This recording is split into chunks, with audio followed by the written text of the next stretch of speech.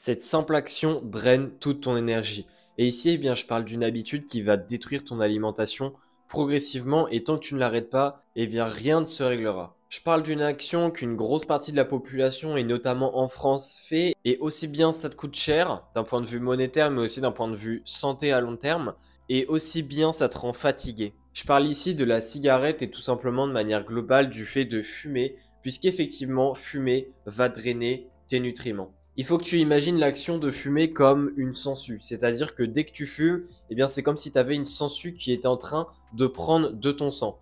Eh bien, globalement, le sang, ça représente les nutriments comme par exemple le bêta-carotène, la vitamine C, bref, plein de vitamines et minéraux. Et il faut que tu imagines cette sangsue, donc c'est-à-dire dès que tu fumes, dès que tu allumes une cigarette, eh bien, qu'une sangsue va prendre de ton sang et donc va prendre de tes nutriments, ce qui fait que tu auras moins de nutriments disponibles dans ton corps pour réaliser les actions que de base il devait faire. Le problème, eh bien, c'est vu que tu as des sangsues qui sont actives plusieurs fois dans la journée, c'est-à-dire que tu fumes plusieurs cigarettes, plus ou moins selon évidemment le nombre de cigarettes que tu fumes par jour, eh bien, moins il y aura de nutriments dans ton corps puisque à plusieurs reprises, eh bien, la sangsue va prendre de ces nutriments. Le problème, eh bien, c'est que la sangsue, elle ne fait pas que prendre ton sang. Elle ajoute aussi du poison dans ton sang. Et ça veut dire que ton propre sang va te faire du mal. Plus exactement, eh bien, la cigarette, en ce qui concerne les nutriments qui sont considérés comme des antioxydants, c'est-à-dire on va dire des boucliers de ton corps, eh bien, elle va réagir avec eux, ce qui va les rendre nocifs pour ton corps. C'est-à-dire que d'un point de vue chimique,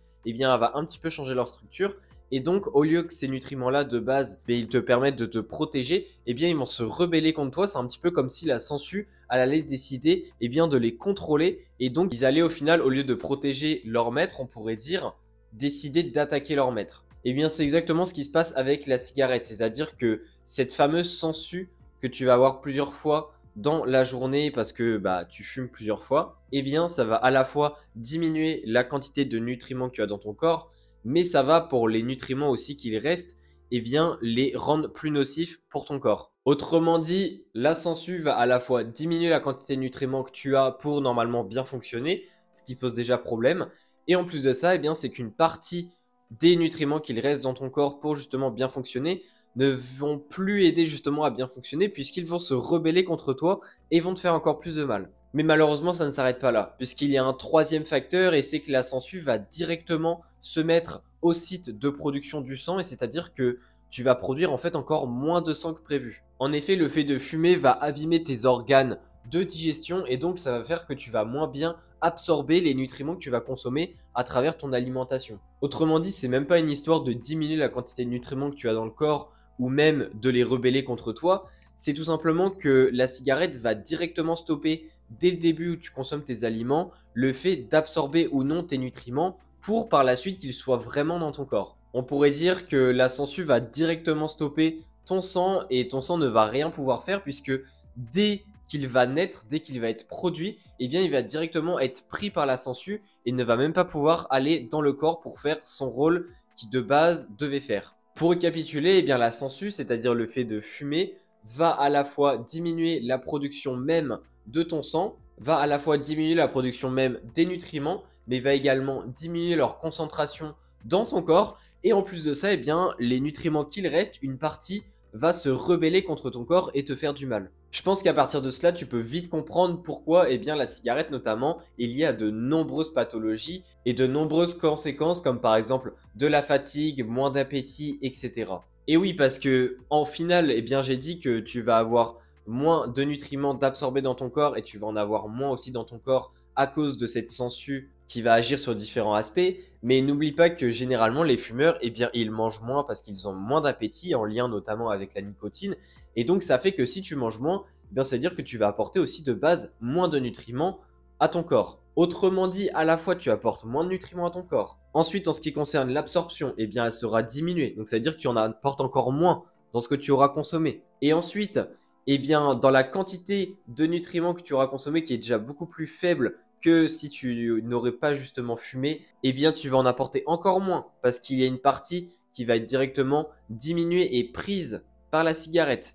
Et enfin, eh bien, dans la petite quantité qu'il va rester, qui sera déjà beaucoup trop faible pour que tu sois en bonne santé, eh bien, il y a aussi une autre partie de ces nutriments qu'il reste qui vont se rebeller contre toi et qui vont donc te faire encore plus de mal que si tu étais, on va dire, juste carencé en nutriments, ce qui était déjà le cas de base. Évidemment, tu dois te demander comment se débarrasser de cette sangsue. Au final, je pense que tu te doutes aussi de la réponse, mais c'est tout simplement d'arrêter de fumer. Et d'ailleurs, ce qui est plutôt intéressant et bon à savoir, c'est que cet effet sangsue, toutes les conséquences qu'elle a, peuvent en partie se régler si on arrête de fumer. Autrement dit, si tu arrêtes de fumer, dans les 4 gros problèmes que je t'ai listés, il y en a certains qui vont se régler au cours du temps. C'est-à-dire que le fait d'avoir moins d'appétit, ça va se régler. Tu vas manger de plus en plus et donc tu vas apporter de plus en plus de nutriments. Malheureusement, pour l'absorption, ça va être plus compliqué, puisque les dommages faits au niveau de tes organes de digestion vont être déjà faits, et même s'ils peuvent se réparer un petit peu, ton absorption ne va pas pouvoir redevenir comme avant en termes de qualité. En ce qui concerne la sangsue qui prenait ton sang et donc qui prenait une partie des nutriments que tu avais dans ton corps, là aussi, ça va se régler au fur et à mesure du temps. Et enfin, pour ce qui est l'effet toxique des nutriments, ça aussi, ça va se régler. Autrement dit, le fait d'arrêter de fumer va quand même régler 3 des 4 problèmes que la sangsue te causait à ton corps. Donc moi, ce que je t'invite à faire comme action, c'est déjà de prendre conscience de tout ça, également de faire davantage attention à ton alimentation, parce que même si tu continues à avoir la sangsue, si tu choisis d'améliorer ta nutrition et d'améliorer aussi la qualité de ton alimentation en apportant des aliments qui t'apportent plus de nutriments, ça sera déjà bénéfique pour ton corps. Ça te permettra à la fin d'avoir un peu plus de nutriments que ce que tu avais avant.